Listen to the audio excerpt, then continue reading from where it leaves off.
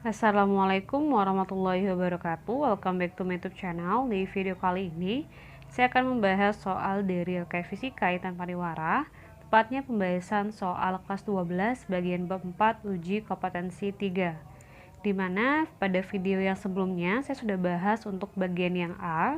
Jadi pada video kali ini saya akan bahas untuk pembahasan bagian yang B. Oke, langsung aja kita masuk ke pembahasan soal nomor 2. Daya pada kumparan primer sebuah trafo sebesar 1,7 kW. Nah, untuk daya primer itu dilambangkan dengan PP. Karena dia satuannya dalam kilo, sehingga kita harus ubah ke watt dengan cara dikali dengan 1000. Sehingga diperoleh 1,7 kW itu sama aja dengan 1700 watt. Jika efisiensi trafonya 62,5%, berapakah daya pada kumparan sekunder? Nah, yang ditanyakan adalah berapa nilai dari PS. Untuk menghitung nilai dari PS, kita bisa menggunakan persamaan dari eta sama dengan PS dibagi PP dikali dengan 100%. Masukin eta sebesar 62,5% dan PP-nya 1700 watt. Selanjutnya tinggal kita hitung aja. Nah, yang pertama kita bisa bagi persen dengan persen. Kemudian 100-nya kita pindahkan ke ruas sebelah kiri. Nah, jadinya ntar seperti ini dia, 62,5 per 100 sama dengan PS dibagi dengan 1700. 62,5 dibagi 100 itu adalah 0,625. Kemudian tinggal tulis ulang aja PS per 1700. Nah, ini tinggal kita sekali silang aja ya, sehingga diperoleh PS sama dengan 0,625 dikali dengan 1700. Setelah dikalikan dapat hasilnya sebesar 1062,5 watt. Nah, inilah untuk jawabannya. Kita lanjut ke pembahasan soal nomor 3. Rima melakukan percobaan menggunakan trafo yang dialiri arus input sebesar 0,9 ampere. Nah, untuk arus input itu merupakan arus pada kumparan primer atau bisa kita lambangkan sebagai IP.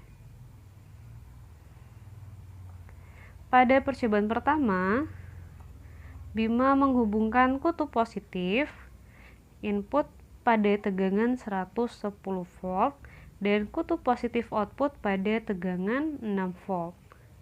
Nah, untuk yang input dilambangkan dengan VP dan output dilambangkan dengan VS.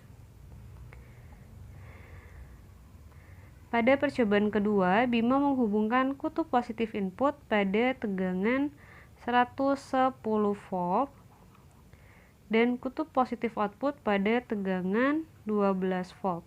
Ini untuk percobaan yang kedua. Lalu pada percobaan ketiga, VP-nya 220 dan VS-nya adalah 6 volt. Yang ditanyakan adalah berdasarkan ketiga percobaan tersebut, buatlah prediksi urutan nyala lampu dan yang paling redup. Oke, jadi untuk nyala satu lampu itu dipengaruhi oleh arus. Nah, untuk arus masukan itu disebut sebagai arus primer, sedangkan arus output atau keluaran disebut sebagai arus sekunder. Nah, sehingga pada soal ini yang harus kita cari itu adalah arus output atau arus sekunder. Kita coba dulu dari percobaan pertama. Nah, untuk menghitung berapa nilai dari arus sekunder, kita bisa gunakan persamaan dari VP dikali IP dibagi dengan VS. VP-nya 110, IP 0,9 dan VS-nya 6. Nah, ini tinggal kamu hitung aja. 110 itu kamu kalikan dengan 0,9, ntar dapatnya itu adalah 99. Kemudian tinggal kamu bagi aja dengan 6, dapatnya itu adalah 16,5 ampere. Nah, dengan cara yang sama kita kerjakan untuk percobaan yang kedua. Masukin VP 110 dan IP-nya 0,9 serta VS 12. Nah, setelah dikali ya, kemudian dibagi, dapatnya adalah 8,25 ampere. Nah, untuk percobaan yang ketiga, stepnya juga sama dan diperoleh hasil sebesar 33 ampere. Setelah kita dapatkan nilai masing-masing dari arus sekunder baik pada percobaan pertama, kedua, dan ketiga, kita akan mengurutkan nyala lampu dari yang paling redup. Nah, dari yang paling redup itu adalah arus sekunder yang nilainya paling kecil. Nah, sehingga urutannya itu adalah percobaan kedua, percobaan pertama, dan percobaan ketiga. Kita lanjut ke pembahasan soal nomor 5. Sebuah generator memiliki 2200 lilitan kumparan dengan luas bidang kumparan sebesar 80 cm persegi. Nah, untuk jumlah lilitan itu dilambangkan dengan N besar. Oke. N besar ya. Kemudian luas bidang dilambangkan dengan A. Karena dia satuannya adalah cm persegi, berarti harus kita ubah ke meter persegi, sehingga bisa dituliskan A itu 8 dikali 10 min 3 meter persegi. Oh, ini min 3 ya. Oke.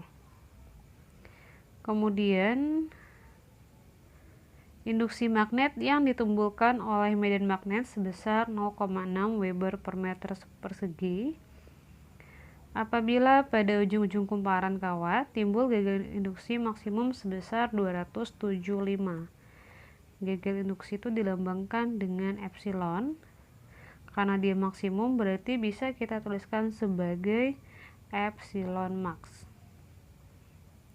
Yang ditanyakan adalah hitunglah frekuensi yang dihasilkan.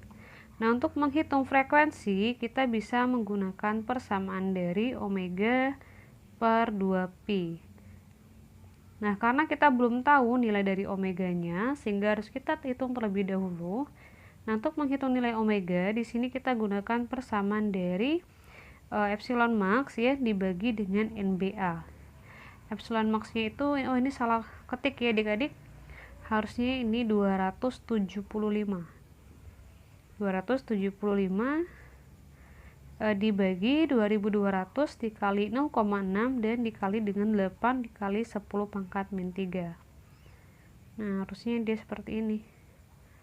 275 dibagi, nah kita kalikan dulu 2200 dengan 0,6, hasilnya adalah 1320. Kemudian kita kalikan dengan 8. Nah, hasilnya adalah 10.560. Kemudian kita bagi dengan 1000. Sehingga diperoleh 10,56. Terakhir tinggal kita bagi aja 275 dengan 10,56. Sehingga diperoleh hasil sebesar 26,04 radian per sekon.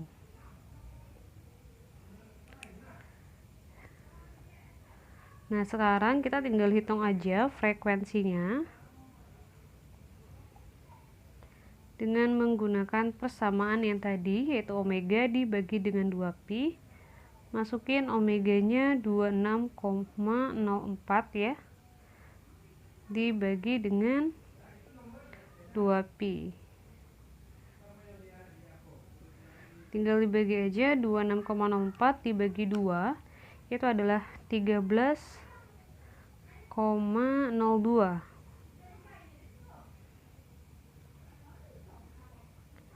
Berarti 13,02 per pi. Oke, sekian dulu pembahasan video kali ini. Terima kasih. Wassalamualaikum warahmatullahi wabarakatuh.